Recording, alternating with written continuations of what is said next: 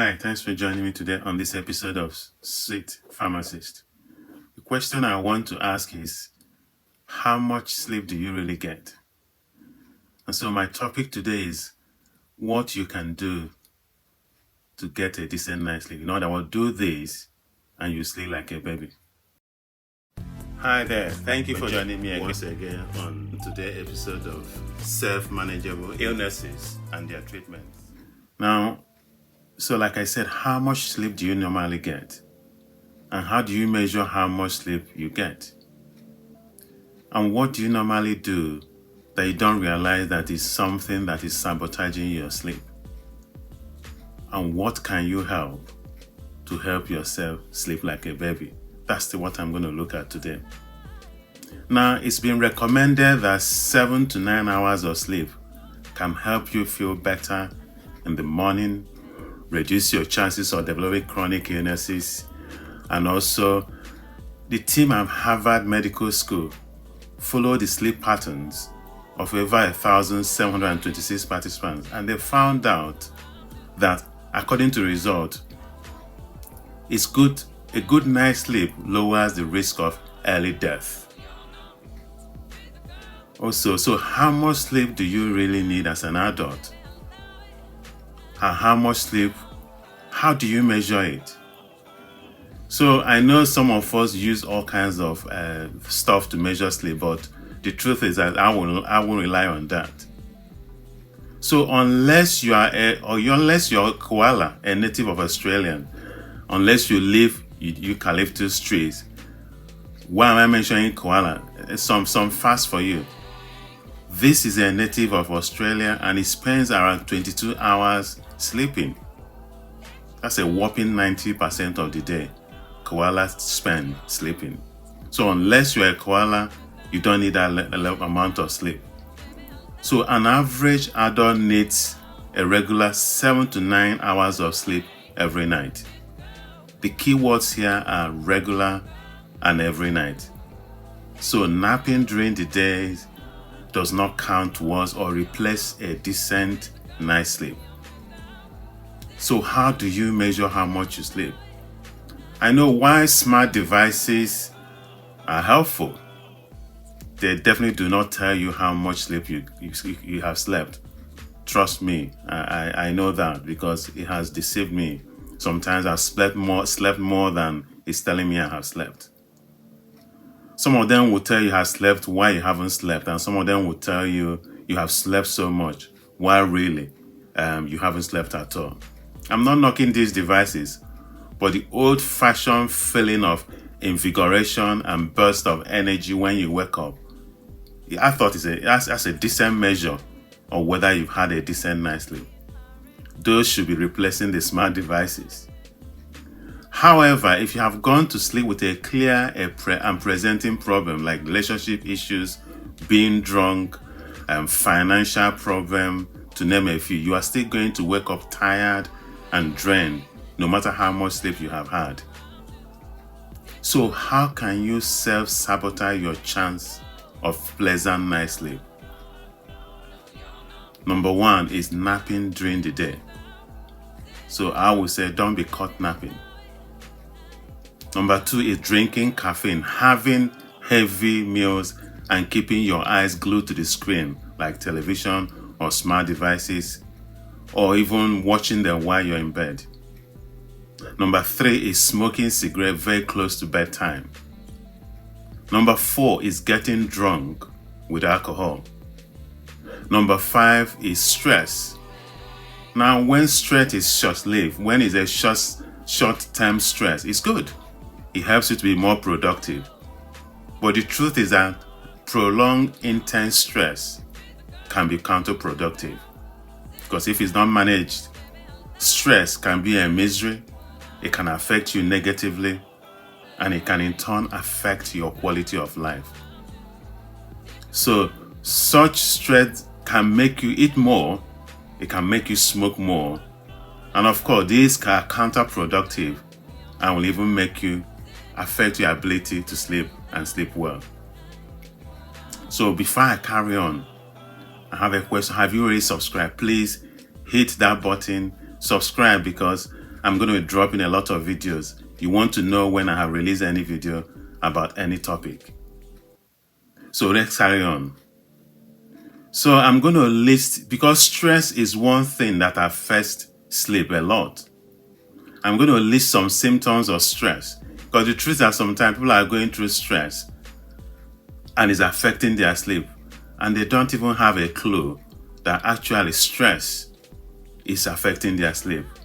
Now, the symptoms of stress can manifest as mental stress or behavioral symptoms or physical manifestation. So what are the physical manifestations of stress which can affect your sleep? Number 1 is headaches and dizziness. Number 2 is muscle tension and pain. Number 4 is chest pain or irregular heartbeat. And number 5 is sexual problem. The thing is that when you're stressed, when you have so much going on in your mind, no matter how well you have prepared the room, no matter how cozy you have made it, sexual performance is adversely affected. And these are all manifestations of not having enough sleep. Then what are the mental manifestations of stress? There are a few mental manifestations of stress. Number 1 is difficulty in concentration. Number 2 is struggling to make decisions. Number 3 is feeling overwhelmed. Number 4 is constant worrying. And number 5 is being forgetful. These are mental manifestations of stress. And what are the behaviors that manifest when people are highly stressed or going through prolonged stress? They can be irritable and snappy. They can sleep too much, or they can sleep too little. They can eat too much, or they can eat too little. They avoid certain places and certain people, and they can drink or smoke more. So these are different manifestations of stress which can also affect you in having a decent night's sleep. So before I carry on, I'll ask again, have you subscribed? Please do subscribe.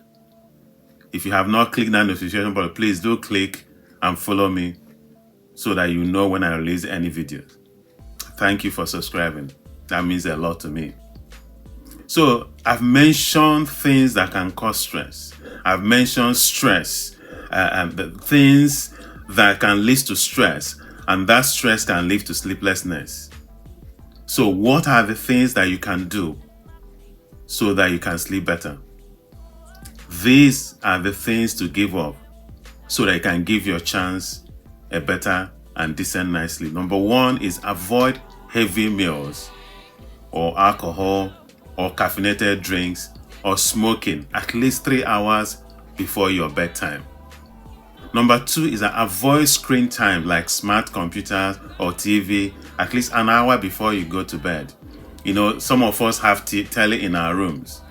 It's a good thing because you relax, you're in your bed, you're catching up on your programs you have missed. But you do realize that having those telly on, having those flashing lights constantly on in your room will affect you being able to sleep. So make a conscious decision to switch off everything a couple of hours, a few hours before you go to bed. Number 3 is that don't be caught napping. You have 30 minutes here, 15 minutes there, napping during the day. That will affect your ability to eventually get to sleep or to have a prolonged, decent night's sleep. Number 4 is have a routine bedtime. See, you can understand why those who are on shift work, they have issue with sleeping because their routine is out of the window. See, when your body cannot know when you're switching off or switching on, 1 week you're all over the place in the middle of, late in the night. Next week you want to sleep during the day. Your body gets so confused. Having a regular bed routine will help your body know when to wind down and when you're ready to sleep. Number 5 is going for some form of exercise, like taking a walk, swimming, or jogging. These can support and help you go to sleep and stay asleep. However, a word of caution with exercise. Be careful you don't do rigorous exercise very close to your bedtime, as it will affect your ability to sleep, will rather have an opposite effect. So while exercise is good, especially jogging or going on a treadmill, just be careful how close you have those exercises towards your bedtime. Number 6 thing you can do is to block out the noise and the light from your bedroom. Make sure the temperature of the room is in a decent way. It's not too cold, it's not too hot. This means that, like I said before, the TVs are switched off an hour or two before you go to bed. Number 7 is to reduce the stress by listening to calming music or yoga or talking therapy or going for counseling. These are the things that will help you to get to sleep and sleep like a baby. Number 8 is that if you are overweight, start working towards losing weight. See, your body, when you're overweight, your body is carrying so much excess weight that your body just gets exhausted. It also puts a very extra strain on your heart, and that can make you tired.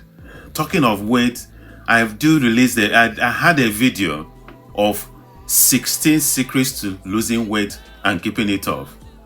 I don't know whether you've seen that video. You haven't seen it, I wonder where you are. Check out the video on 16 secrets of how to lose weight and keep that off. Number 9 thing you can do to help you get a decent night is you can buy some medication from a local pharmacy. See, most of this sleep aid helps. Okay, so buy those sleep aid from your local pharmacy. That will make a lot of difference. Those sleep aid are called diphenhydramine. You can find them in Nitol or some other sleep aid. But a word of caution with sleep aid is this: please, before you buy them, speak to your pharmacist, speak to your doctor. They need to know what medication you're taking. Also, my advice is, as a pharmacist, my advice is this: if you're using a sleep aid, it's meant to be short term. In other words, 2 or 3 days, or maybe a week. See, what you don't want is to get addicted with medication that is helping you sleep. So you're now moving from not being able to sleep to being addicted to one medication. So that's something to bear in mind. Be careful what medication you're taking. Be careful also that if you're going to use a sleep aid, you need to make sure that you're not taking too much. So there you have it. You know now what you can do to help you sleep well, but not as well as koala, but as an average human being who needs 7 to 9 hours of sleep.